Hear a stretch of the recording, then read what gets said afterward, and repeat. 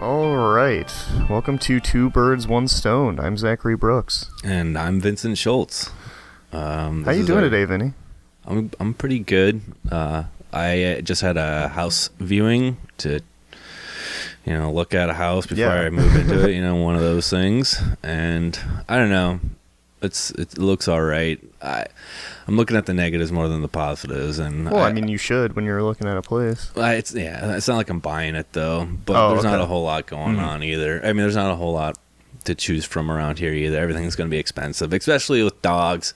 You get dogs that hikes up your rent quite a bit right off the bat. That's one of my hardest problems with finding a place up here now with my dog. Luckily, I moved into a place that already had dogs. Yeah. So that wasn't an extra fee or anything, and they're cool with it. We've already paid the pet fee or whatever. So yeah, and it's a good idea to move in with multiple people because then everybody can chip in for the rent. And then you have a big place, and especially if you get along with everybody, that's fucking awesome. Problem is, I feel like I just get irritated with everybody's bad habits. The not cleaning of dishes, I have my own piggish ways. Like the dog hair will collect on the carpet. I'll admit that, but I know when it gets to the point where I need to vacuum. Other people let food and tidbits of stuff like that just fall on the ground and just sit for a while. And I've been at a friend's house where I brought the dogs along and they start eating stuff off the floor, and I'm like, no, I don't want them. I don't know how long whatever they ate was sitting there for. I don't know what it was. I don't know if there was mold growing. One of the dogs that used to live in the house I'm in right now. One day he just started licking this one spot of the carpet. We couldn't figure it out. Yeah. It looked clean. There was nothing visibly on the carpet. I'm not excited but about this. He kept licking it, and it went on for I want to say at least a week or two. Oh my god! And by the dog licked a wet spot, like a hot spot in the floor's rug. I guess so, dude. And so it went on for like a week or two, and then we noticed that the carpet lost its color. Yeah, it's this dark blue carpet, and it turned like a really lighter blue. What the fuck? Yeah. Okay. It was weird. So you don't know what happened. We don't know what dropped on the ground. We don't know why he kept licking it. But I thought you were gonna have some sort of big reveal. You just don't know. No, but the big reveal was that it changed the color of that spot on the weird carpet. Though. That's crazy. No, do you know what the dye clean up? It sounds. You know what a hot spot is on a dog, right? Yeah. Okay. Yeah. I was just thinking it's funny because it's like the dog just licked a hot spot into the house's carpet. It made it worse. Yeah, that was just that's ridiculous. But yeah, he changed the color of the dye. That's so fucking weird. It's weird. It's gross. My dog was licking the linoleum floor the other day of the kitchen, and it didn't look like there was anything there. I was like, "What are you licking, dude?" So I was like, "Go on, get out of here, go." I'm not a big fan of smell it. No, I'm not gonna get down and smell it. I'll smell a lot of things. There's some bacon grease or something on there. Yeah, I don't know. I guess it's just a kitchen floor, so it's not like I'm in a fucking toxic spill area. I don't know. Oh, you don't live in a toxic waste zone? Apparently not. Oh. Everybody else does. Yeah. Yeah. No. I told you I had some stories earlier that I was thinking about. This was from back when I went to back when I was going to college. The first story is just kind of, I guess they're both kind of real short, but they're kind of just fucking ridiculous. He doesn't like short stories, though. Right. So the first one is I set my phone's alarm early in the morning because I had an exam the next day, and I set it on, I set the phone then on the windowsill in my room. My window got really cold in the winter. Icicles would fucking form on the plastic that I'd put up, right? And my phone, I woke up late. I looked at my phone. It was frozen in this halfway loading screen, so it must have restarted or something like that. And then when in the middle of the reboot, it just froze up. I didn't know if it had anything to do with the cold, but my phone just never went off for my alarm. And so I was like, oh shit, I'm late for my exam. I fucking run through my room just putting a pant leg on as I'm taking a step sort of thing. I'm just getting dressed that quick. I run out to my truck, and my truck doesn't start. So I'm like, oh, fuck. I lived about, it was a good 25, 30 minutes. No, this exam was in the Jacob Eddy Center. I lived all the way up in Shira's Hills at the time. Oh. So that was more than just a half an hour walk. Yeah, that's like a 50-minute walk. I fucking hustled that. I walked really fast in about 30 minutes and got there. 15 minutes late for the exam, and I ended up taking it, whatever. That was fine. The other story, though, I had another exam. This is when I was like in athletic training and whatnot, and I just got I got a lot of education, let's just say that, on the anatomy of a body, and that set me up for a class later on that what I was taking, somebody in my class field or whatever would be more knowledgeable about everything, and we'd be able to fly through it, right? So in this lab, I was actually at the top of the class. I knew what the fuck was going on. It was easy to do because we pretty much did the same experiments, let's say, and projects in my earlier classes. So everything was just a walk in the park for me. I was in a group with 2 other guys, and I did just about 90% of the work because fuck, it was easy, right? You already knew it, yeah. Yeah, and so time comes for the actual presentation of this project that we put together, which is our final exam and everything like that. I guess it's not an exam, but our final grade, right? And so what was it, like the exam took place on a Monday after the weekend. Obviously, that's where Mondays come, right? Oh, really? Yeah. And on that weekend, I happened to be visiting my girlfriend, and I had to get up early, so I set my alarm, and it was a different alarm than what I set my class alarm to. I don't know. I changed my alarm on the weekend, and so then when the time came for my class, I was like, oh, I gotta set my alarm for my class now, or for my exam for the class, and somehow I set it an hour late. I don't know how I did Sounds this. like the moral of these stories is that you're just really terrible with alarms. Yeah, Sorry to cut you off. don't rely on your phone. Let's just say that. Do not rely on technology. If you got to get a fucking sundial where if the shadow finally pings a rooster and he's like, like if you got to go that some sort of sick Rube Stonehenge route, yeah, I don't know, but like do not rely on your phones. No, like. So I didn't set my alarm for the right time on my phone for the exam. I wake up. I thought I was getting up at the right time, by the way. So I took my time getting dressed, eating breakfast, getting everything ready. Took a shower, studying a little bit. Yeah, maybe. No, I mean it was just it was a project, right? I didn't have to study for this one, right? So I just take my time. I'm rolling up to the dome, that's the building where my classes were taking place at, and I roll up like close to the hour, and I'm just kind of like feeling good about myself. I was like, this is gonna be a walk in the park, right? I'm walking up to the doors. Everybody from my class starts walking out. I was like, what's up, guys? Class get canceled? For you. They're like, what are you talking about? I was like, what? Are we not doing the projects today? They're like, dude, we did that an hour ago. I was like, what are you talking about? I was like, dude, it was at, let's say 8 o'clock, not 9 o'clock. I was like, are you serious? Oh my God. The look of just surprise when I seen my class walking out of the building that I was walking to do my fucking final, and I see my classmates, and they're like, "Yeah, dude, we did the project." By the way, it must have been so terrible because those guys didn't know what the fuck we were doing. Well, you did all the work. Yeah, I was doing all the work. So like I was just laughing at the idea of like how they did the project or the presentation. But I was the whole just time like, they were probably like, that fucking Vinny. Yeah, dude, right? Like I can't believe it didn't show up. Like why would he not? It was easy. He knew everything, Yeah, so I fucking missed my presentation, didn't get to do any of that part of it. And so I go up to the student instructor, and I don't know if what he did was wrong or anything, and that's not like I'm bringing up his name, but I talked him into at least giving me a passing grade, which for my degree I needed at least a B+. And I was like, dude, look, like you seen me in the class every day. You all my homework I got like 100% or not, if not more, and like I did all the work on the project, and he's like, I get that, I just can't give you like, I don't, maybe he wasn't even a B, I don't know, maybe it was just a C+, maybe that's all I needed, but he didn't give me a D or an F, even though I wasn't fucking there. And I was like, at least I didn't get that, dude. Yeah, but yeah. Like, what was your major again? Well, do you want me to start from the beginning? You can. All right, so I actually went to Michigan Tech at first. Okay. 2008 or something like that, and I went for a mechanical engineer technology. I was up there for like 2 years. Yeah, my dad actually went to tech for mechanical engineering. Okay, I was actually going with two of my other brothers, not like cool fraternity members, but brothers, and so that was cool. I actually got to live with them the second year I was up there. All three of us got an apartment above my older brother's workplace, Joey's Seafood Restaurant, if anybody's been there. So I don't know, it was kind of cool.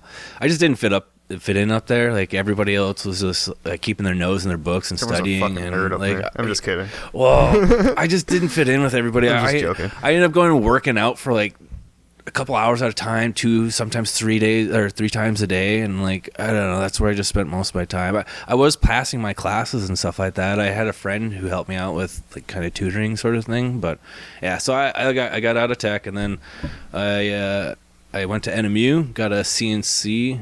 Not a degree. What's it called? Yeah. A CNC certificate. Yeah, a good buddy of mine does CNC downstate. Okay, yeah. So I got that. Then I went downstate and I worked. I was working at a machine shop down there, and then I came back up and I went to school for athletic training. And after doing that for 2 years too, I was just like, man, this is the stupid, like, not to bag on athletic trainers out there. I just was like, okay, in my class, I was being told, all right, you can't really do anything about this injury, so just like wrap it up and like bring them, or like tell them to go to the doctor, like, oh, that kind of injury, you're going to want to see an eye specialist. Oh, that kind of injury, you're going to want to see a foot specialist, right? So I was just like the middleman and everything. I didn't really feel like I was doing anything. And then I had to travel along with the football team and the hockey team, and like I just had to go everywhere they went. And I like with the team that I was working with, I was like, man, these guys are a bunch of fucking Neanderthals, like whatever. Not to bag on people, it wasn't up for me. And the funny thing is, I went to talk to my instructor, or whatever you want to call it, the person who, not chaperone or anything, but the person in the college who kind of looks over a certain group of individuals. An advisor, that's what it is. Sorry. Thanks for getting that word. All right. So my advisor, I went and talked to my advisor when I didn't like that. And he's like, look, I'll be honest, if I could go back and change things, I would. Like, he was telling me this stuff, and I was like, oh, I was kind of sad. I was like, man, I felt bad for him. I was like, but thank you for pouring out your heart, because you're like telling me that if I don't feel like this is for me, then don't do it. And so like, no sense in wasting money on a degree you don't. No, exactly. And like at this point, I already wasted enough money on one degree up at tech, and then like this athletic training now. So like I really thank that guy for telling me what he told me too. So I don't want to just like beg on him. I don't even like it myself. Yeah, he was. Yeah, I'm glad we had that. It was like a heart to heart being him. It was kind of weird for like I don't even know the guy really, but it was kind of cool and whatnot. And then I ended up going into outdoor recreation, and then I was doing outdoor recreation. I know and a lot of outdoor rec loved people. Outdoor rec. Getting to go outside, doing overnights and stuff like that, and getting to just set up tent in the middle of the McCormick wilderness up there, just like actual just state, or is it federal land? McCormick is state wilderness. Okay, state wilderness. Sure. But like you're just out there in the middle. I think it was -6 when we stayed out there overnight. And you could just hear I gotta imagine they're wolves. I don't know if they're coyotes up there, but I heard the. I would imagine both. Yeah. At night, probably that was really fucking cool. But yeah, like man, outdoor rec was where it was at, and then like by the time I was really enjoying it, getting close to the end of the program, my kind of credits or whatever, my financial stuff kind of like cut short, and I had to kind of graduate with what I had, so it was like outdoor rec with like partly in general studies or whatever. I don't know, something like that. So. Yeah, I had a friend who he studied outdoor rec, and he actually passed away a few months ago. Sorry to hear that. Yeah, but what he was doing, he really loved. He lived out in Oregon in Bend, and he was doing before that he was doing guided tours of national parks and stuff. And I think he was still doing that a little bit, but he would always go out like every other weekend and go like mountain climbing. Yeah, it's actually how he lost his life. But I hope it wasn't somebody I knew. We'll talk about that later. Yeah. Oh, yeah. No worries. But yeah, I'm sorry, man. No, I mean, it is what it is. He lived that kind of lifestyle, so yeah. Hearing it was definitely like hearing about it was definitely tough. Yeah. But it was something that it was obviously unexpected. Yeah.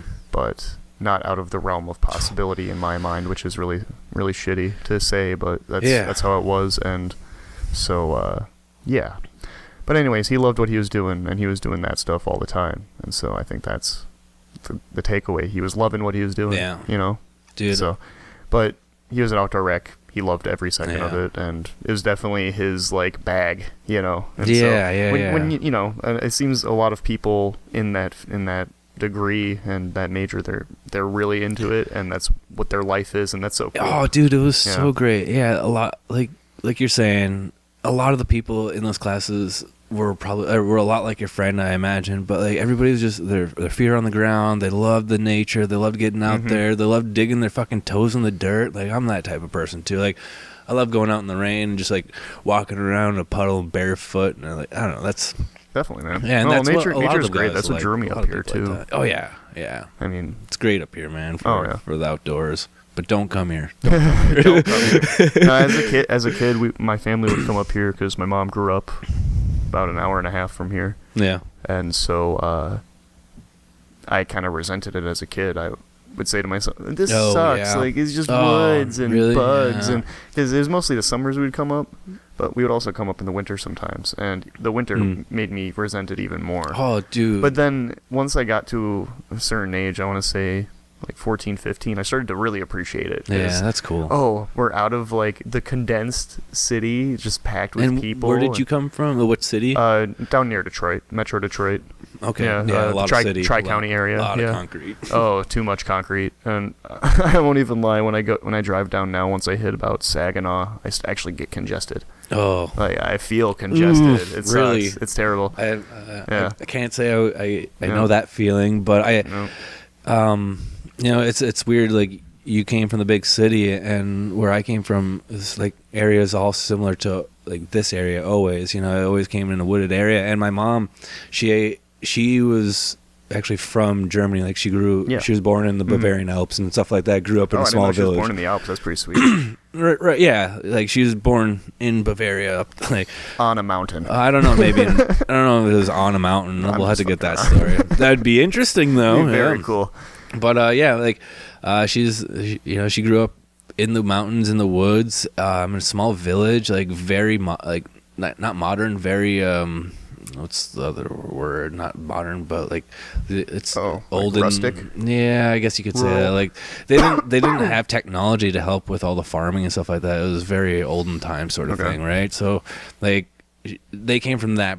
My family came from that background on that half, and so my mom always enjoyed taking me and my brothers out for hikes and stuff like that. So we go to the Porcupine Forest, we went out to like the sand dunes and stuff like that. I love the dunes, man. That's one of the staples of Michigan as a whole. That's so cool, dude. And it's really sad if nobody's ever been to the dunes, or if they've never even heard of them, because it is just incredible. It's sad when you hear people from the city not even like when they're talking about the great outdoors, like they don't talk about it the way we talk about it. It's like almost nothing to them, and we're just like, how could you say something like that? Where I grew up, there's not a whole lot of woods. I mean, there's plenty of lake. Yeah, there's plenty of lakes. I'd say the closest thing in like the immediate area would be it's a metro park, so it's essentially just a giant plot of land in the middle of kind of suburbs, kind of like Central Park sort of thing. Kinda, not so massive. Yeah, and there's not.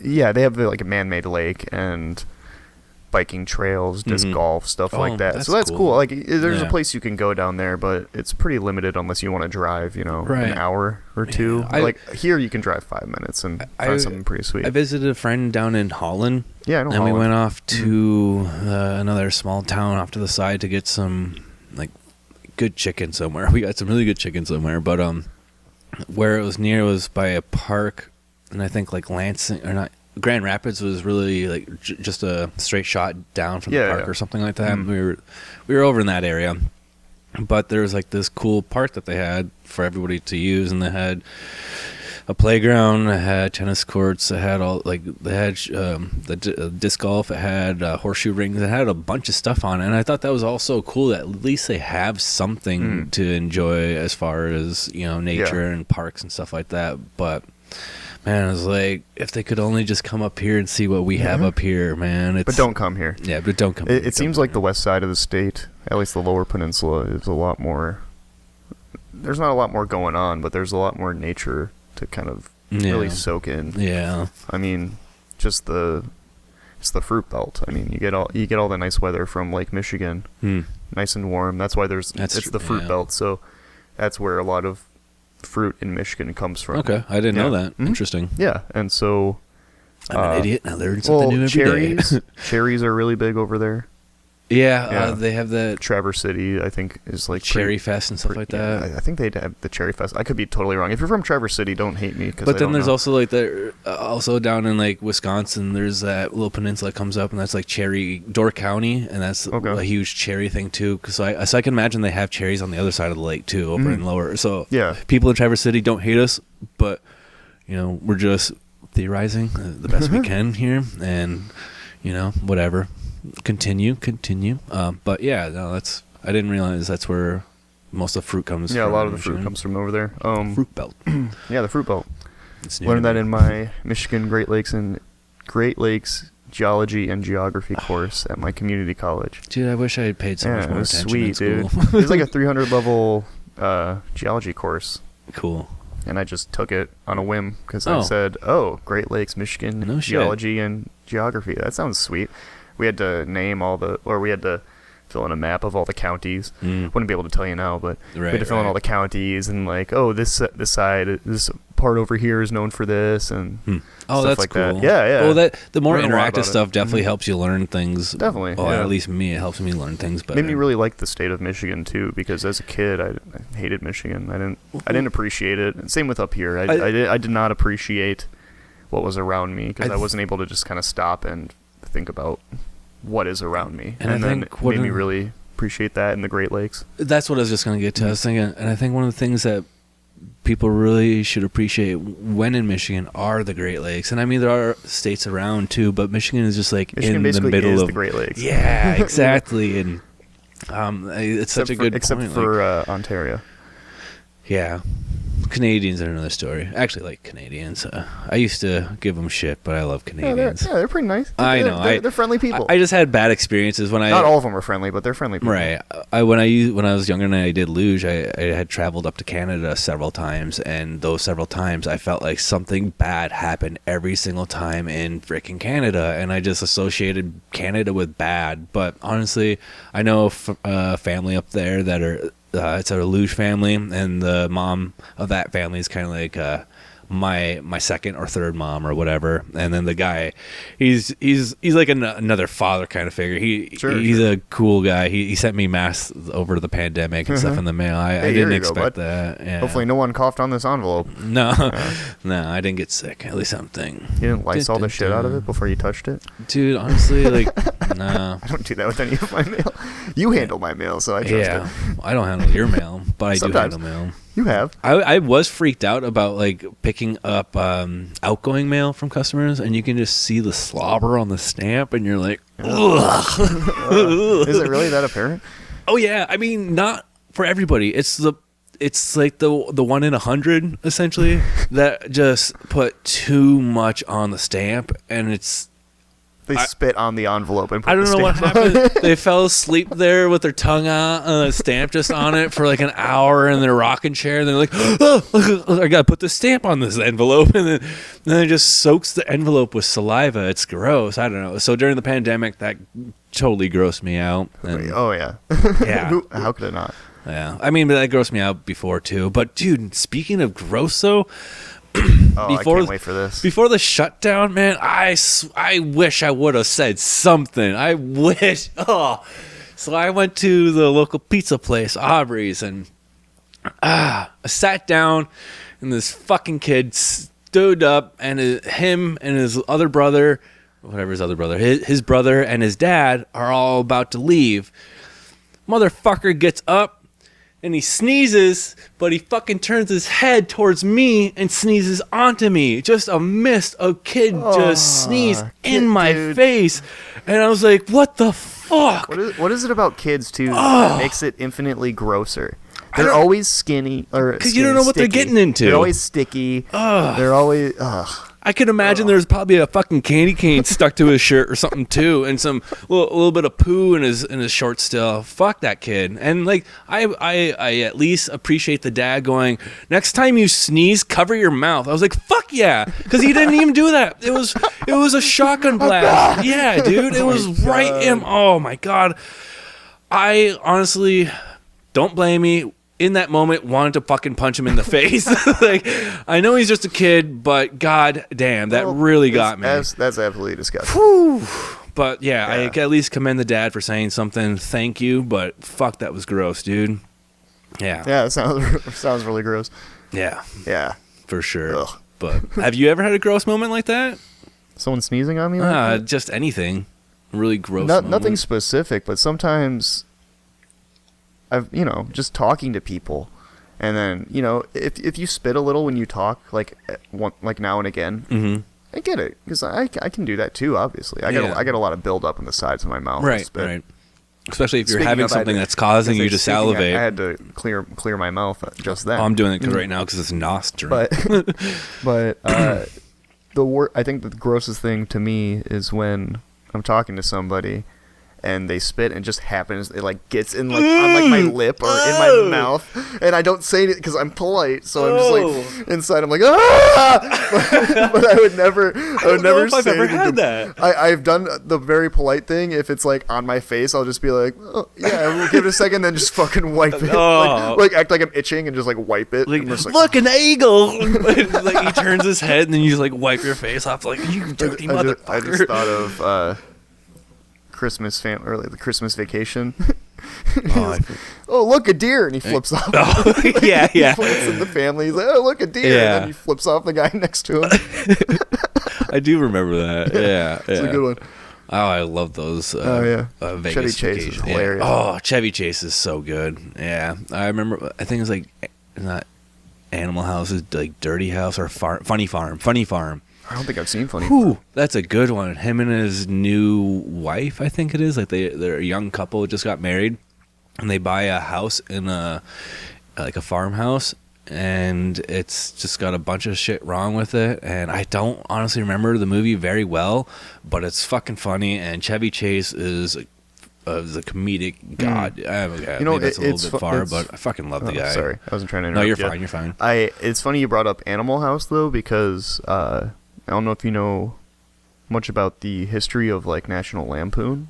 No, I don't. Because there's Van Wilder. Yeah. There's a lot it became a huge so explain, thing. Yeah. Please explain. So in the beginning, it was two guys. I believe it was Doug Kinney or something, and then his friend.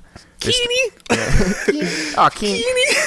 They started this publication on their college campus. Okay. It was National Lampoon, so it was just like a joke. It was a joke comic, kind of like what Mad became. Okay. Mad Magazine. Yeah. Kind of like that. But so they started that, and then they became a radio show, and Chevy Chase actually got his start on there. No kidding. And so a bunch of the big names that were like associated with National Lampoon actually got picked up for SNL. Damn, is that how Chevy Chase pretty much got his start then? It was by luckily It seems like it, yeah. I mean, they would record albums, and they did radio shows, but they would record audio albums. I mean, he would have definitely gotten a start somewhere else, if not with that. Yeah, but that's how that's fucking cool. A few of them got picked up for SNL right when that started, and so that kind of like launched their careers, and then they went and made Animal House. Wow. And Harold Ramis? I want to say the name sounds familiar. He was Egon in that sounds so familiar. Ghostbusters. Got the glasses. Yes. He helped produce Animal House, and the same guy who co-started National Lampoon wrote Caddyshack, and Harold Ramis, I'm pretty sure, directed it. No kidding. And so, yeah, it's just little connections there. That's so cool. I love all that stuff. Because all those people were connected, and then they all kind of went their separate ways. And how did Dan Aykroyd get in that mix? I have no idea. I like Dan Aykroyd, but I have no clue. Yeah, he's another good one too. Oh yeah. Too many good actors. Okay, so I was gonna say, I always hate to admit it, but I was never much of a reader back in the day. It just always took something that actually interested me to read. You know, sure. I don't know. I don't get interested by a whole lot of books. I don't know what the hell it is. Okay, so I didn't have a whole lot of interest in reading when I was younger, but now, let's say, since I've been working on comedy and I've been working on my stand-up, I also want to expand my knowledge and just my general, I want to gain knowledge. I want to be more literate, because if you can't tell, I have a hard time with fucking words and trying to figure shit out sometimes. I don't think so. Okay, but I feel like it's in sometimes. my opinion, I don't think so. But I just want to educate myself, and so I've read books on is it How to Befriend Others, and I forget what the hell what the book was called. I got it from a teacher a while ago when I graduated high school. Okay. Great book. It was like, oh, it's so funny because I read it. Oh, fuck. Whatever. It doesn't matter. It's about like how to be the best you, how to be really nice and respectful, but how also to make friends and befriend others. It's such a good book. It's actually won a lot of awards. But anyway, so I read that because I want to be able to understand how to best approach somebody. Like, one of the things the book covers is obviously, use somebody's name when you're talking to them. It makes them feel valued. If you're just talking to somebody and you're just calling them him, hey, you, it, them, or whatever, use people's names. It's a huge thing. It's so simple to do. I mean, you don't have to use it all the time. Just drop somebody's name when you're talking to them, or when you're trying to get their attention. Just use their name. Don't go hey. It's a huge thing. But also looking in people's eyes, that's a big thing too, which I have a problem with looking in people's eyes. And it's not the fact that I don't like to look in people's eyes.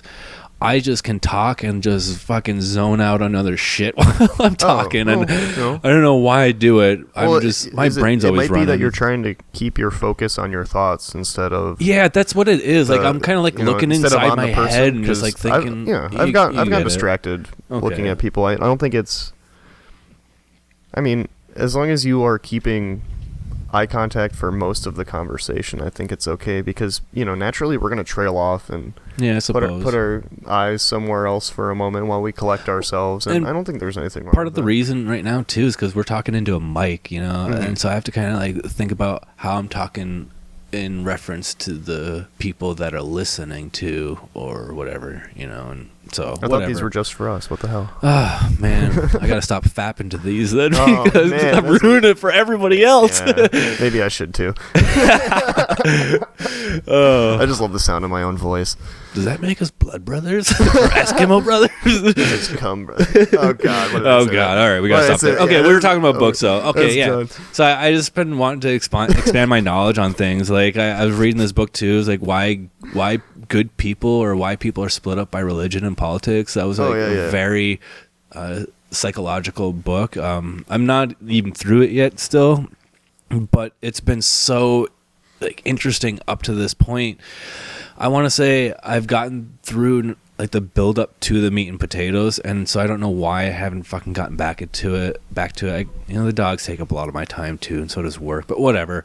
It's really cool. Like, this book starts off with all these experiments that go on to support his original thought, which is why, which his opinion on why people are split up by religion and politics. And so then he brings up all these experiments done in the past, and he puts those to the test with his own experiments, but modernized, and yada yada yada yada yada. They've all been really cool experiments, because he actually has his findings at the end and what he's concluded from these experiments. And some of the experiments are weird ones, like it's morality, right? Sure. So is it okay if a man fucks his chicken, has sex with his chicken, and nobody is around to see? I know, very weird questions, and it sounds weird, but I mean, I would say yes because that's animal abuse. Right, but this is a great question on morality. Some people would think it's just wrong because of animal abuse and you shouldn't be doing it right. Obviously, other people will go, well, nobody's around to see it, and it is his chicken, so why can't he fuck it? Weird, right? Here's another one that he. I mean, I get the argument. Right, it's a very interesting one, and so don't you mean chicken lover? Yeah, chicken lover. Chicken lover. Not chicken fucker. There's another one. I'm glad you knew what the hell I was talking about, too. There's another weird one where he's talking about how if these two, a man and a woman, they're sister, and they have sex, but they use a condom. Brother and sister? Brother and sister, if they have sex and they use a condom, is it okay? And it's just like, okay, well, this isn't my argument. This is what was brought up in the book. Sure. Some people are like, well, it's not like they're having a kid. They're not procreating. So it's not like they're going to have a mutant baby because what's really against the... I mean, because that's like incest, right? Yeah. It's like having a child. You heard it here first, folks. Vinny's for incest. Oh my God! Stop! I am not for I'm this. Joking. I know. I'm joking. But yeah, so like some people would argue, like, well, he's using a condom. It's not like they're gonna have a kid, so I don't see what's wrong with it if they just have like affection towards one another, right? So that's some people's argument, and then like other people are like, what the fuck? No, like there's brother and sister. Fuck! I got my dog neutered because I seen him humping his sister. Like. Whatever, like to each their own, but the book is filled with tons of those experiments, and then he comes across these findings and he places them all out on a platter for you to eat up, and then he's going to get into the meat and the potatoes of his actual theory on why good people are split up by religion and politics. And I can't remember if this was part of his theory or if it was part of somebody else's theory, and he was kind of like also on board with this.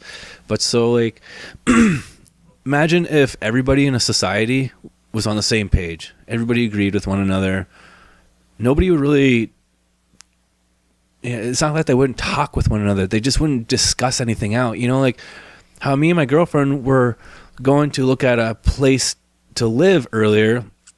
Afterwards, we're going to talk about the pros and cons and the things we do like and don't like. But if everybody's always on the same page with the do likes and don't likes, there's no need to talk about things. Exactly. Mm-hmm. So in that sense, there would be no communication. There would be no essentially problem solving going on. Definitely. But in a society where people don't see eye to eye, there's going to be a lot more communicating going on and problem solving going on. And it actually went to show in one experiment that with a small study group or something like that or whatever, it went to show that a group where everybody was agreeing with everything was not working as efficiently as the group who were arguing and didn't see eye to eye on everything. So the group who actually were divided in some way, shape, or form actually worked more efficiently than the group who were all on the same page, blah, blah, blah. I just thought that was really interesting, but it's a good way of looking at this stuff because you see the divide in the country, and it's such a good book for the time that's going on. It sounds right like now. you like a lot of nonfiction. What's nonfiction? Fiction is fake, so you like nonfiction. So you like maybe not necessarily historical books, but you like things that are rooted in reality and not kind of my imagination takes care of the fake shit. Like I got that covered. See, I like to bounce between the two though. I really like nonfiction, and I got really my video games fiction. for the imagination part. Yeah, and I don't play video games like I used to, but I love movies, TV, books. But like when it comes to reading, like I guess I enjoy the fucking solid facts. I enjoy the knowledge that I'm gaining. I don't know, like something that I can use in the future. Definitely, man. And that's another reason why. That's a reason why I read nonfiction also. Yeah, and another book I was given by a friend of mine, Brian. I'm not gonna say his name. Brian. Yeah, Brian. This is Brian. I think you know who Brian is. I know Brian. You know Brian. Yeah. But he gave me this book, and I only got through the first 30 pages because I just wanted to peek into it, right? So I surprised myself by reading the first 30 pages, but the book is How to Negotiate Like Your Life Depends on It, written by an former FBI negotiator.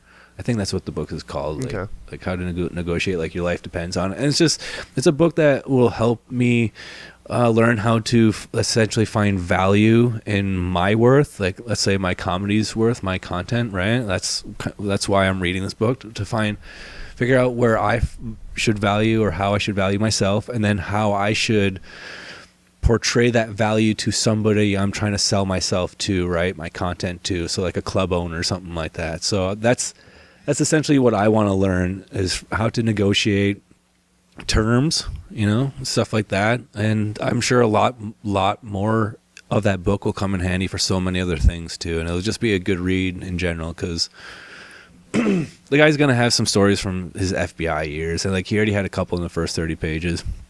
Are we not recording right now? Another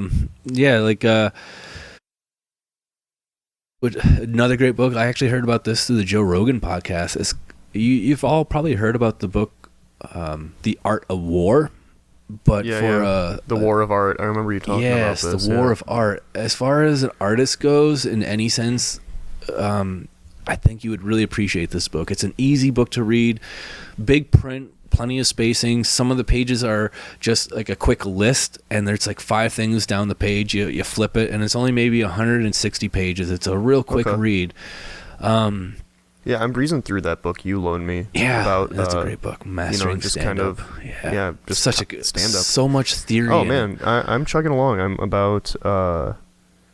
already on part 3 or 4. Okay, yeah, you're getting towards the end there. Yeah, I'm about halfway through, I think. Oh, okay, that's only half. Still, I'm about halfway through, I think. That's plenty, though. That's awesome. But very, very interesting. And I'm kind of reading that in between this other book that I've been working on, because it's dense and really depressing. So I'm reading 2 nonfiction books at the same time, which is not something I normally do. I normally read like nonfiction, then fiction, then back to nonfiction. So it's 2 nonfiction books. I'm reading 2 nonfiction books. What's the other book? I never read 2 books at the same time either. That's why it's weird.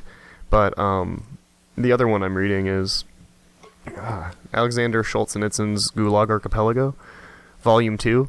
What is this about? Schultz and Edson he was in the Red Army during World War II. Okay. And he got That's the Russian army, right? Yeah. And he got caught up in the Gulag prison system. Oh, because he was just sending correspondence to a friend who was also in the war. Is this a story about him in the Gulag? Yes. Oh, yeah. boy. It is 3 volumes, all about 600 to 700 pages. Jeez. I'm on volume 2. I bet that's a hell of a read. About 200 pages into volume 2, and it's depressing, man. But like, the historical significance is so valuable. It's like, I need to know this so exactly I can understand this stuff. So the first volume is all about how the revolution came about, how the communist revolution in Russia in 1917, how it kind of rose to prominence, and then how they started instituting certain laws that were able to make it so they could take people out of the general population. Jeez. And they started shuffling them into like these small work camps, and then they kind of just developed in this whole thing. And so the Gulag system that we know of today, I think, really reached its height in the 1940s is when it really rose to power. So he just outlines how all that went down, and then the type of laws and the type of people they would imprison. And so they would actually empower the regular criminals, but like the political prisoners were the ones who got the worst of it, which is crazy because they're not even real criminals. It sounds familiar. Yeah. I feel like I heard something from like a Time Suck podcast where they're talking about, maybe it's not even in Russia, but like prisoners were used to then kind of sort out the rest of the population and kind of like thin the herd and shit. Yeah, like that. so they had a lot of thieves and like rapists and all these other criminals in these higher kind of trustee positions in the Gulag system. So they would go around and steal from all the people who had literally nothing, because they were just, most of their possessions were taken, and they were like, issued, they were given government issue clothes. Jeez. And like they wouldn't give them they wouldn't give them shoes or underwear. So if you had like a withering pair of either, you were just stuck with it for the whole time. And they were giving out sentences. It started off as 5-year sentences. Yeah. And then eventually it became 20-year sentences. Oh and my so God. Schultz and Edson was sending letters to a buddy of his. And so in the first volume, he describes how everything came to be, and then it also goes into his time in just regular prison. Not the hard labor stuff, but just the regular prison. Super overcrowded, and he wasn't even charged with, like, a lot of these people weren't even charged with crimes, and they were held for, 2-3 years at a time, and then they're shipped to a fucking the Gulag. And it's called the Archipelago because an archipelago is a series of islands. Mm-hmm. A series of small islands. And so he was using that analogy to kind of describe just the hundreds of camps that they had scattered across Russia. And towns were literally being developed out of these work camps. And so towns were being built around these work camps because there's so many people were so massive. I mean, he talks about this one that started in, I think it was 1921. It's one of the first kind of tests for the whole work camp system, and it was this old monastery, and because they outlawed religion. Okay. And so they were using it, and then they looked at it after the fact and said, okay, well, we're going to change these things, we're going to change these things, and they made it more extreme. And so in the very beginning, there was something like, I think it was between 800 and 1,000 prisoners, and by the time that it shut down, they were up to, I believe, 15,000. So they would just keep cramming people into these same small spaces, and then towns were, being built and developed around them. 15,000. Yeah. Dude, that's crazy stuff, man. It's literally like, let's say you just take a small town around here, times it by 5. Population times, take a small town around here, times population by 5, put a wall around that, and you got yourself a work camp. Barbed wire fences. And, fuck. Yeah. Put a couple of gun guards up on the towers. At first they weren't even using those, and then they were like, okay, well, let's actually add some armed guards because they had the trustees to watch them and snitch on them if they needed. Right. And then you had regular stoolies who were just regular, prisoners who were willing to brown nose and just to guards for survival, just to get extra 3 ounces of bread, dude, man. Every man for themselves at that time. You don't even get it, man. They were only rationed. They were rationed less than a pound of bread for the whole day, and 3 scoops of gruel, which was just water with black cabbage leaves and maybe a few grains of millet. It's crazy, man. The kitchens literally had slogans that would say, if you don't work, you don't eat. Yeah.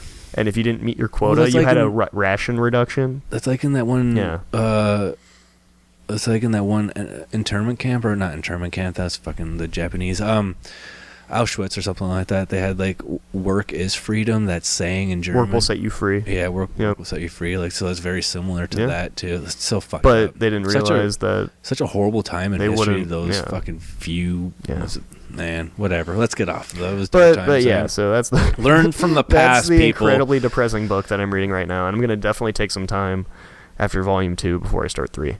Okay. Yeah. Definitely. Well, we were talking about another book though. We were talking about the mastering stand-up comedy. That's how we. Because I'm getting through that pretty easily. It's a lot easier to read. Yeah, I bet. A lot easier to read. I bet. A lot of really good examples too.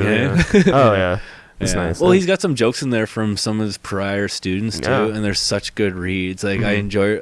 I didn't think I'd actually laugh by reading a joke out of the book, but those are actually pretty decent. Dude, I did the same. I did not think I would. Yeah. I was reading these bits even from really popular comedians. Yeah. And I was thinking, I'm not going to be laughing. But I was reading it, and I finished the line of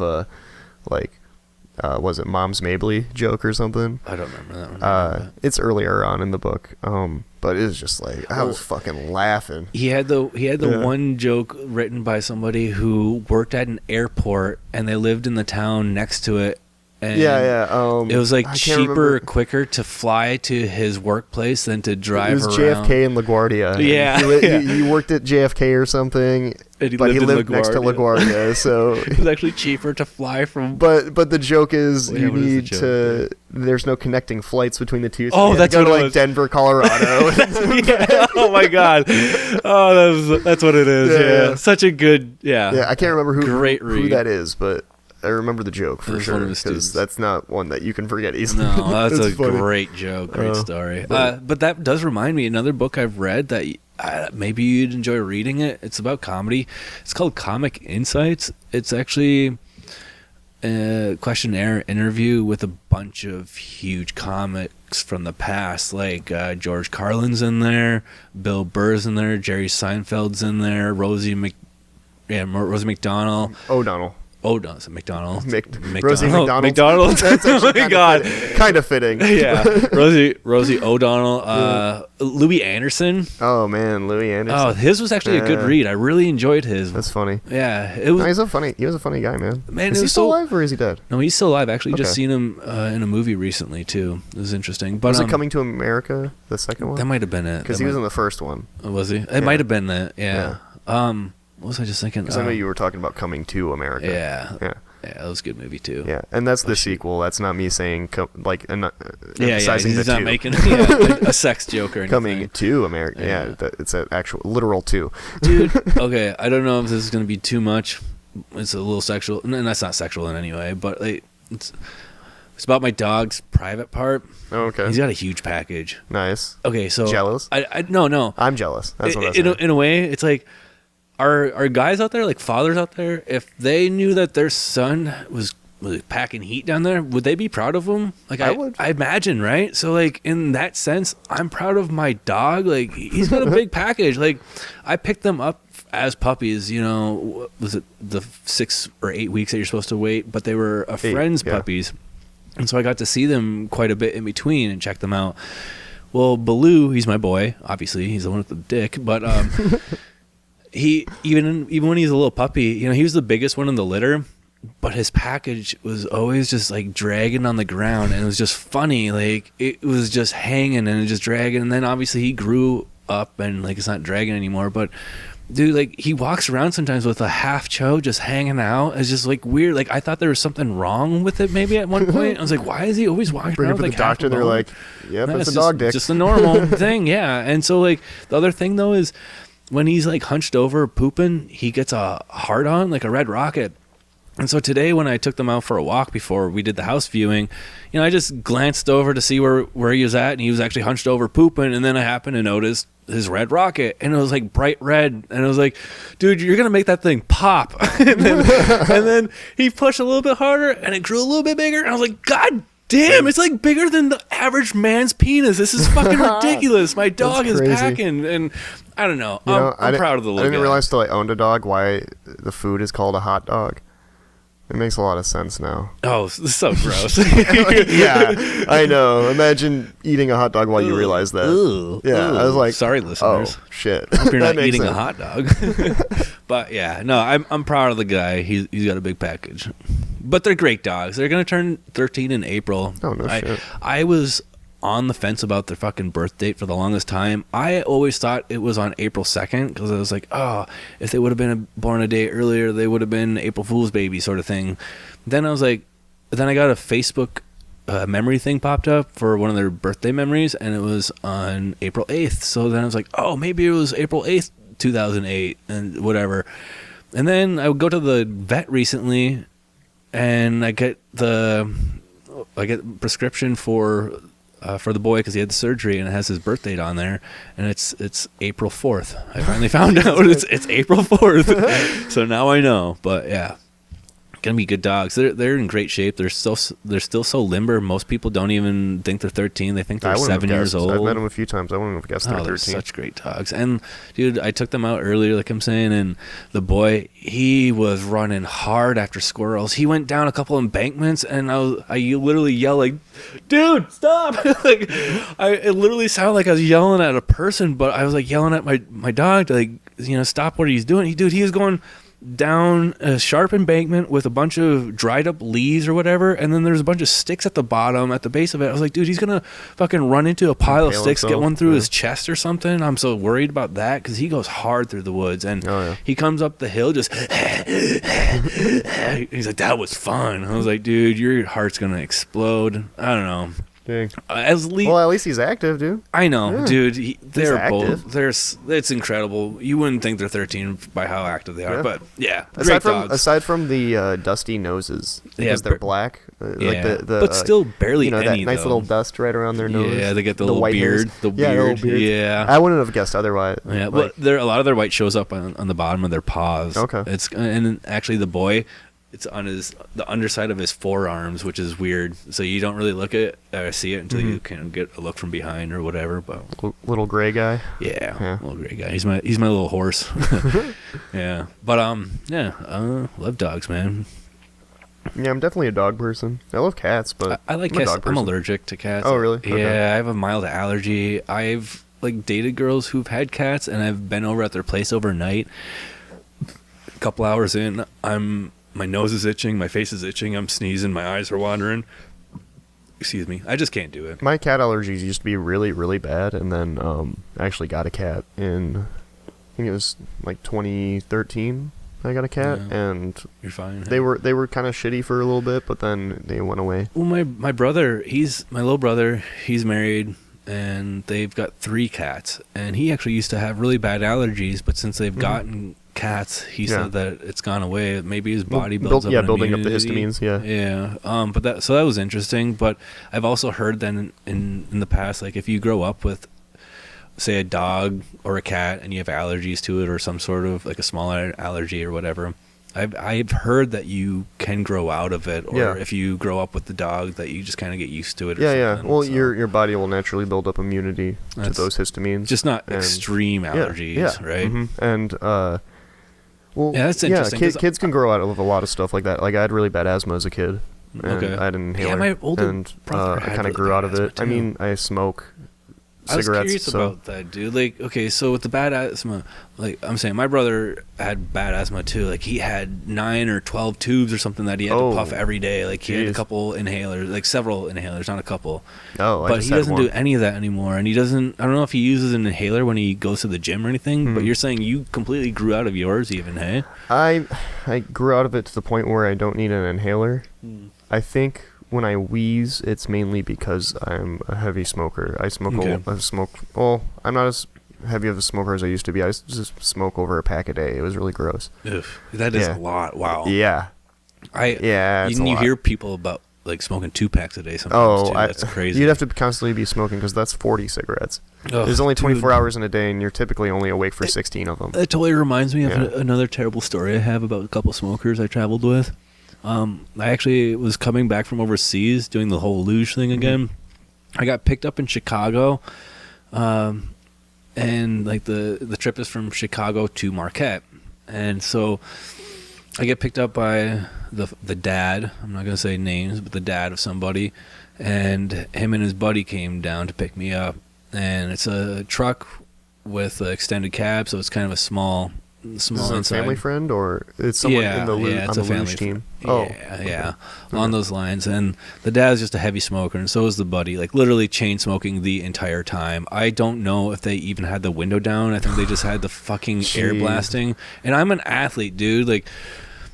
I'm an athlete. I'm sitting in the fucking back. I just had a 16-hour fucking flight, and on top of it, like.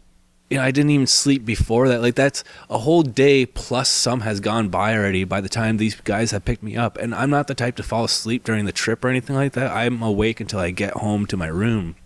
And so these guys picked me up from Chicago. They're chain smoking the entire fucking way home. I don't know if the windows are down, but we stop at this casino. I think the Island Resort in Harris or something like that. That might be out of the way. But we stopped at a casino just around the Wisconsin border there, and they wanted to just gamble in the middle of this fucking trip where I am now awake for some 30 hours, something like that, right?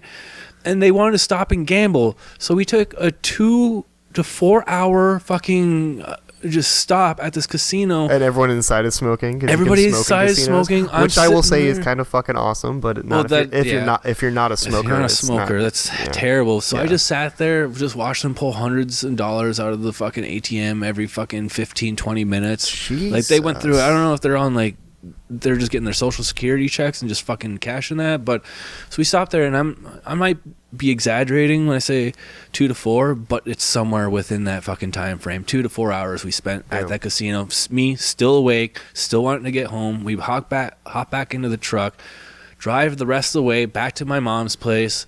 They smoking the whole damn way, both of them. we get out of the truck. Empty soda can falls out of the driver's side. I guess it's a beer can. No, it's a Mountain Dew can. But he just looks at it and gets back in the truck and everything. I was like, dude, you're littering in front of my house too? Like, what the fuck? Like, I was so upset that fucking trip, rude. Dude. Yeah. Yeah, I don't want really rude. I don't want to get like all enraged, but holy shit, how much of an asshole, dude. Yeah. And I hate to say that because like the daughter, you know, like we've known her for a long time, and I get along with her. Like we're totally fine. I think at least. And so I don't want to like speak bad, but man, like that fucking trip was the worst thing. One of the worst things I've ever had to experience. It sounds like they were just really inconsiderate about everything, but what do you expect from a couple old guys to some fucking 20-year-old kid? I don't know. Who gives a shit? My fucking truck. Whatever. Get off of that, eh? Yeah, I can see you getting kind of angry. Yeah. Just thinking about it. I wanted to bring this up in a comedy set or at least like a bit, but I guess I'm kind of working on it. I just haven't worked out the kinks and like really what I want to say. But I've noticed that when I was younger, I had a chip on my shoulder, and I've been like, I can get pretty pissed off and whatnot. I had a bad temper, but I've definitely learned over the years to control myself a little bit more. And so like, yeah, it kind of like sneaks out here and there, but overall I've learned to really kind of control myself. A lot of the fucking yelling and rage happens on the inside when people don't even see it anymore. Can't be healthy. No, probably not. It's a oh yeah, I just repress it. No, not in that sense. Like I know. You gotta vent to people, man. If you're out there by yourself and you're not venting, fucking vent to somebody. Find somebody. Do you remember Family Guy when Lois is talking about repressing her shit, and then it's like it like zooms in on her brain, and it's like it's Peter's voice, but it's just like a tumor bouncing back and forth. It's like I'm a tumor. I'm a tumor. Oh my god. Yeah. That sounds hilarious. Yeah. But that's just what I thought of when you were like, oh, I just internalize it all. Yeah, I'm a tumor. I'm a tumor. Yeah. I have seen a therapist before, like a counselor or whatever. Yeah, not like I have too. Getting into like problems or anything, but like I thought it really helped out. It was kind of cool. Oh yeah, man. A lot of people have problems, and I think if they went like confronted it a little bit more, you know, it might help. And so I saw a counselor also. Yeah. Yeah. Well, don't be ashamed to say it. And don't be ashamed. I'm not telling you. I'm telling people out there. You know. No, that's really important, man. Like it's good to talk mental about health, especially right now. But yeah, no. Fuck, man. Stocks are going well. You gotta buy those game stocks. What a segue. Yeah. Oh. No, if you weren't angry, you'll be angry now. I was looking up news articles earlier to try and steer away from politics. So I just typed in any like news other than politics is what I typed in, and guess what popped up? Year-old political shit. Political shit. Like, apparently, you can't get away from it. It's like you search news articles not about politics, and this first one was come up as, "Why are people so angry about political news?" Yeah, and dude. I wonder why. Oh my god. No possible reason why people would be sick of it. Well, yeah, I don't know, man. I know a lot of people like to say this stuff, but I miss the old days. Shit was just seemed a lot simpler, at least. I don't know, all this internet and connection. I think we talked about that, so we don't need to re-up on last week's episode. Just the mass amount of information we can get instantly is so easy. It's great, but it's also not great. Yeah, I mean, when it comes to like science and advances in technology and everything, that's fucking awesome. Oh, definitely. That would be the benefit of it, I think. But and people have access to. We're the product right now, though, and that's the fucking part. That's the problem, I feel like. Yeah, well, we're that generation that grew up on the internet, you know. Well, we grew up when it was becoming more prevalent. AOL discs? Yeah. Oh, yeah. Dial-up? Yep, I remember dial-up. Oh, get off the phone, I gotta get on the internet. Oh, boy. It's supposed to be flip-flop, but you know what the fuck I'm saying. Yeah. Get off the internet, I'm trying to wait for a phone call. Yeah, either way. Yeah, you couldn't use the phone without... Yeah. And then AOL just constantly sent those discs in the mail, and I constantly threw them in the microwave just to watch some fucking fireworks. God. Have you ever done that? No. Dude, seriously? My parents would have whooped the shit out of me if I ruined their microwave like that. My parents never found out. Every week they're like, why the fuck do we need a new microwave again? Dude, you ever done that? Put a disc in the microwave? It's so cool. Have you ever put foil in the microwave? No, I'm not trying to. Don't do that. That definitely ruins it. I'm not trying to ruin my appliances, bud. Dude, have you ever heard those stories, the news articles where people, this is a prank, so don't fucking do it, but people hear, you can charge your phone by putting it in the microwave. Ask if you heard about the life hack. Yeah, the life hack stuff. Oh, you can just throw your phone in the microwave. And if you're dumb enough to do that, though, you kind of deserve to have your microwave and phone ruined. For sure. Like, you kind of deserve that shit. But that is also dangerous because now they have lithium-ion batteries. Oh, yeah, for sure. That's not good. Well, one of my friends' phones exploded. Like, I heard about those stories. The old Samsungs. Something like that. I think it was a Samsung phone that was, like, blowing up on people. Yeah, it would just get too hot. Yeah, exactly. One of my friends actually had that happen to him. Oh, my God. Yeah, they weren't around it or anything. It was, like, in their shop or something like that. They're in, like, the garage the garage working or something like that. I mean, I think there was cases of it blowing up in people's fucking pockets, the leg. Actually. Oh. Yeah. Damn. Yeah. This sounds like a bad day. Ow. Yeah. I've been watching this show called Masters of Pain or Kings of Pain or something like that. That sounds sadistic. If I'm going to be talking about movies or TV shows or songs, I got to get the names right. My God. That's all right. It's from the History Network. The History Channel? I don't think it is. I think it's probably from Animal Planet or something like that. That sounds like Animal Planet. Well, nowadays. Yeah. Well, okay, so these two guys, they just go around. Is it Jim Schmidt? I think it is. He's an entomologist. What a generic ass name. Yeah, right. Jim Schmidt. he's an entomologist from back. He's actually still alive. But he studied insects and animals that have a sting, and he rated them on the scale that he made, that he created. And these guys on this TV show are doing essentially the same thing, but they're like changing the scale, or they're making it larger, or they're testing a lot more animals or something like that. They're just furthering the scale in some way. Was that on YouTube by chance? There are clips of it on YouTube? There are. I think one of my old roommates was showing me that, where he took like a Japanese hornet or something. Yeah. Just, put it in a jar on his arm and just like shit like that, dude. Yeah. The other day, that's crazy. The other day I was watching, and the guy had a Nile Komodo. I forgot. It was like a giant lizard, lion or Nile lizard, and he just let it bite his arm, and it had like bone crushing pressure or whatever, like its jaw strength or whatever. And so the first guy got bit, and after a couple minutes it let go. The other guy got bit, and the thing was latched onto his arm for like 10 to 15 minutes. And the guy at first was like, was like, we got to get it off. And the thing just wasn't letting go. And then he's like, they went and showed all these kind of phases of his reactions of the bite, and there's like this part where he's like, we gotta get this off, and he's kind of like getting worked up about it. Then he gets pissed, and then at some point he's just like sitting there with his hand on his head on his hand, just like waiting for it to let go. And he's like, I just accepted that there's a lizard on my arm. It's so probably funny. For life. Yeah. Oh my God. But it's such a good show, and man, hearing these two guys talk. These guys must be fucking masochists or something. There's no way that. I don't know. They seem like frat guys, fraternity dudes. You know for what a masochist sure. is, right? Yeah, people who enjoy pain. You just enjoy pain inflicted on yourself. The sadist is the one who likes inflicting pain. Okay. On other people. Masochist is the one who enjoys Masochist the pain. enjoys receiving pain. Right. And it sounds like that's what the fuck they are. Yeah, dude. It's intense. Like, I enjoy. Yeah. I mean, when I was younger. Or when I used to do the whole kickboxing thing, it was interesting to get punched or kicked in the face sort of thing, right? Like, it's just to feel a pain, it kind of makes you feel a little bit alive. But that type of pain is fucking insane, dude. Like, they rated the regular honeybee on the scale at a 3, and then, like, the next one is rated at a 15 or a 17, and it's like, holy shit, that's a big jump from just a honeybee. Yeah. What's the scale? Goes from 0 to 30. They rate it on 3 categories: intensity, duration, and damage. And so then they rate it.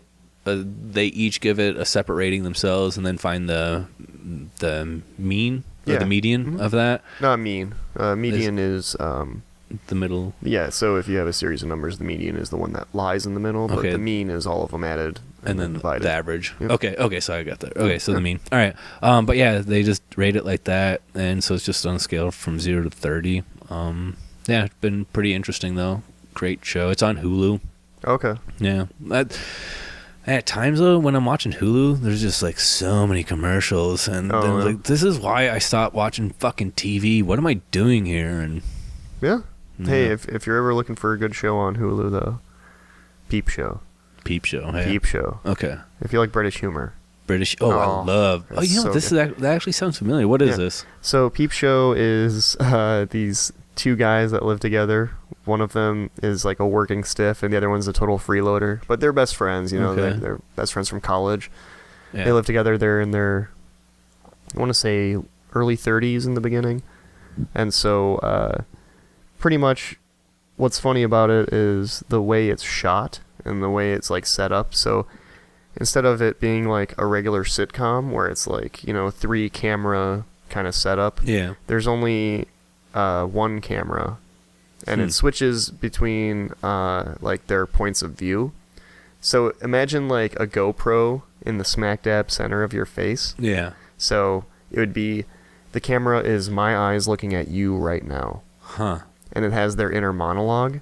What? Like, it'll have their inner monologue on top of like the conversation. So they'll be having a conversation with somebody, and the camera will bounce back and forth between the two people talking. What? And kind of like John Malkovich almost. Being John Malkovich. I don't think I've seen it. Oh, okay. Oh, but anyway, so it'll be like they're having a conversation, and so, the main character can, somebody will say something to him. Like, oh, I need you to do this report now, otherwise, you're going to get sacked. Mm-hmm. And he looks at him, and he says something like, oh, yeah, okay, not a problem. And in his head, he's like, you fucking dickhead. That kind of shit. It's just like, he'll have like his inner thoughts like on top of it. And it's just, they're both just insufferable. They're so terrible. They're both just terrible people. All right. And it's so funny. Okay. Yeah. Peep Show. Is it on Hulu? Yeah. Okay. Yep. BBC America, buddy. Those British know what they're doing. Man, they're so funny. And the two guys, they're actually a comedy duo. Will I recognize them? Maybe not. They had another show called, they had a sketch, so that's a sitcom. And they had a sketch comedy show called That Mitchell and Webb Look, because it's Mitchell and Webb is like the comedy duo. It's Robert Webb and David Mitchell. Okay. And so they had the sketch comedy, which also really, really funny show. If you like, I'm assuming you like sketch comedy. I do, yeah. If it's good. Oh, yeah. Oh, it's just, cheeky British humor. Oh, that's right. We're talking about British people. I'll probably enjoy it. Yeah. Oh, man, I love British shows. Dude, they have such a darker sense of humor. Oh, it's so good. I love watching. They're also repressed. I just love it. Oh yeah, it's so funny. Watching the comedies from the UK and stuff like that are so good. There's this movie out there called Zombies vs. Cockneys. Oh God, dude, it takes place. Okay. It takes place in this nursing home or something like that, and these two kids come to visit their grandparents, and then the zombie apocalypse just breaks out, and now you got a bunch of geriatrics in the nursing home with zombies, and like some of the geriatrics are turning into zombies, some of them are fighting them off, but like with walkers and canes, and they're like old British people, or like whatever they're like, fuck off me. Yeah, exactly. They're like, get the fuck off, and like, yeah, it's hilarious. Zombies versus Cockneys. Yeah. Such a good movie. Yeah. Well, with the name like that, you gotta imagine it's gonna be a comedy. Yeah, so I think that's probably it for us today. We did a great job today. Been running for a while. I hope you enjoyed listening to us talk. Yeah. Soon enough, we'll get this figured out. We'll have we'll have more of a solid platform for what we're going to do here. But I'm enjoying this right now. We're going to get our laptop set up with a Wi-Fi at some point and talk about current stuff. We're kind of on the. We're winging it right now. Yeah, we're kind of winging it and just. This is pre-recorded, obviously. You know, one thing I did want to do, though, and I thought maybe this would be kind of due to, and this might be a great time to do it, even. Mm-hmm. So let me just give a little context to this game. My family used to do this at the dinner table to get people talking and at the dinner table, and it's just a simple game. You ask 3 questions. What did you like about today? What didn't you like about today? And what would you like to happen tomorrow? You want to do that? Sure. All right. Zach, what did you like today? what I liked about today, I was pretty productive. Okay. I did some stuff that was pretty productive, and then we went and did this. So this was good. Excellent. What didn't you like today? Things didn't work out how I was hoping they would. On what front? Certain aspect. Okay. I'd rather not get into it on the podcast. But that's all right, man. Something didn't work out that I was really looking forward to. But okay. It's no one's fault. So. Okay. What would you? Are you? No. What would you like to happen tomorrow? More productivity and hopefully some sunshine so I can do stuff. Oh hell yeah! I could always use some more sunshine. Yeah. All right. So what about you? Go ahead and ask me the questions. It was, what did you like about today? Yep. Okay. Yeah. All right, what did I like about today? I got the house viewing done. I guess I was in a way productive too. I was obviously working, but I got to work. I got that done. I got some paperwork taken care of at my chiropractor's. I got into a session at the chiropractor that I wasn't scheduled in for, so I don't have to go tomorrow morning on my day off, so that's cool. But yeah, I guess I just had a generally good day. The weather was great. It was a good day. Yeah, we got to do this, like you're saying. I would say I just had a good day. A lot of good things today. But what was something that happened today you didn't like? What I didn't like today, honestly, even though I had a good day at work, what I didn't like was that I didn't have enough work to actually keep me busy. And I'm a workhorse, so I like to just move and hustle, and I don't normally take a break or anything. And I know most people like to be like, "Oh, that's 10 minutes you're missing out on that you're, whatever." I just got to keep moving. So I had to go really slow on my route today just to stretch my day out because it was already a short route, a little mail, and I just hate moving as slow as I did. So that was kind of like the thing I didn't like today. What do you hope for tomorrow? I really hope to kind of get into that book I was talking about earlier and just finally fucking bite off a chunk of it. Cause what was it called again?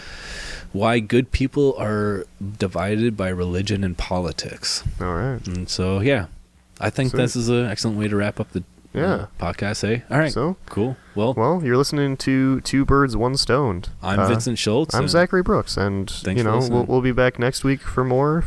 Hopefully, you come back and listen. You guys have a good night. Enjoy yourself. See ya. Bye.